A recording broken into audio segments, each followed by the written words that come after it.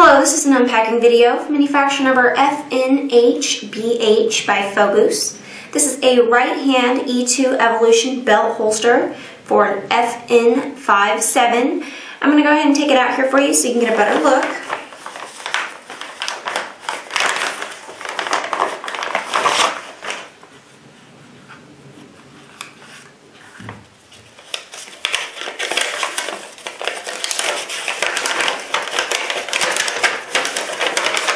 Here you have information on other holsters by Fobus. Gives you a chart on the back.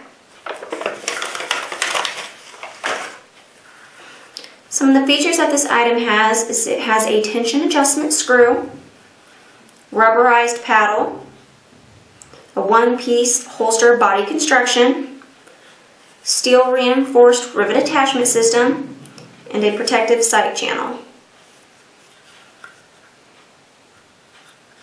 And again, this is a right-hand E2 Evolution belt holster for an FN57 by Fobus.